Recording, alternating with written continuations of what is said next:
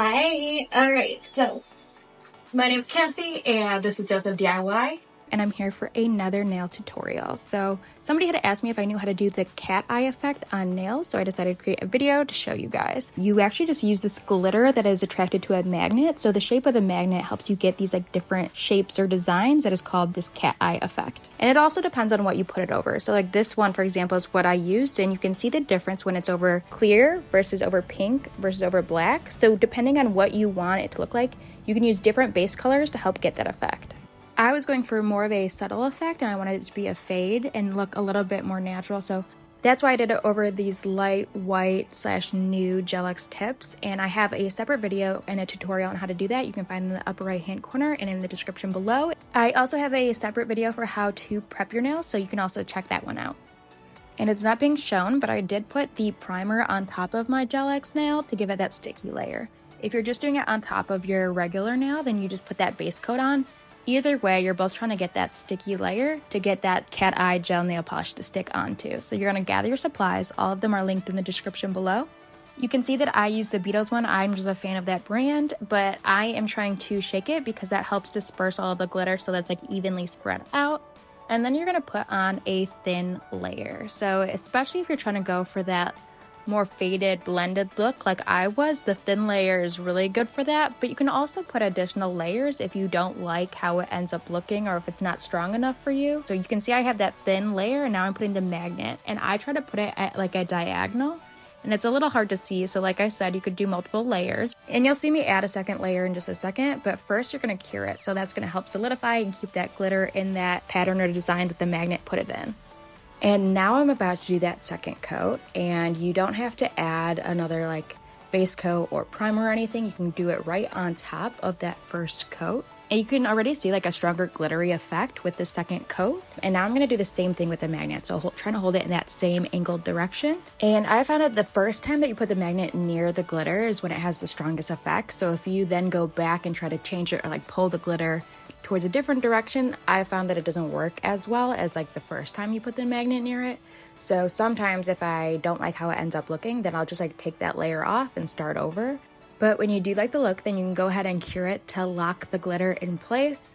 I liked how mine looked with 2 layers because I was going for a more subtle look, and I liked the fade look it had. But again, you can do as many layers as you want to try to get as strong an effect as you want. And once you get the final look that you like, it's time to put that top coat on. So it's like any other gel nail polish where it's going to feel a little bit sticky until you put that top coat on.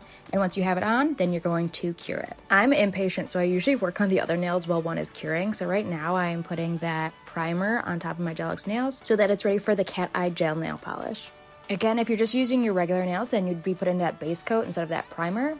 And now you're going to see me do that same thing for all the rest of my fingers. So I'm going to be putting on that first coat and keeping it more of a thin layer. And then I'm going to use the magnet and hold it at that same slight diagonal that I did for my thumb. And then I'm going to cure it once I like how it looks. And then again, I was getting impatient, so I was putting the primer on the rest of my fingers while I was waiting for that pointer finger to cure. And then I put on that second layer on top of that first layer. Again, you don't need a base coat or primer or anything on top of it. You can just put it directly on that first layer, and trying to align the magnet in the same direction that first layer was in before I cure that again. And then while I was curing that one, I was getting started on my middle finger and putting that gel cat eye nail polish on.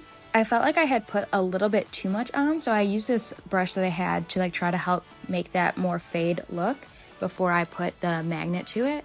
And then once that was ready, it was good to cure. And then since the pointer finger now had both layers, I was putting the top coat on that. But if you find it hard to keep track of like where you are with which finger, you can definitely do one at a time. I'm just impatient. So once I was done, then I put my pointer finger under the lamp with my middle finger. And when my middle finger was done, then I went on to the second layer. And again, keeping it a thin layer so I could keep that nice faded look before I put the magnet on. And then I slid it under midway through the amount of seconds that the lamp stays on. So you can see I'm about to push it again, so I just put it for like another one. So it was like 1.5 sessions of the lamp or curing it. And that's just because I would rather make sure that it is fully cured, because I wasn't sure it would be fully cured just from like that half session. And then you can see I just keep going with the ring finger and the pinky finger, just adding that first layer on and putting the magnet, and then I'm curing it. Now I am done with the middle finger, so now I'm putting that top coat on because it's good to go. And then once that's curing, I will be putting on the second coat for my ring finger. And again, keeping it a nice and thin layer, putting that magnet on in the same direction. Then I put it on midway through and kept going with my pinky. And now my ring finger should be good for that top coat. And then once my pinky is done, it should be good for that top coat. And now you can see the final effect. And again, I was going for more subtle, but you can definitely do a lot of different things to make it pop more if that's what you're going for. Please leave a comment. Let me know what you think of this technique, or let me know if there's anything else that you want me to show you guys how to do. And if you are not already a subscriber, do not forget to subscribe and definitely check out my other nail and DIY project tutorials.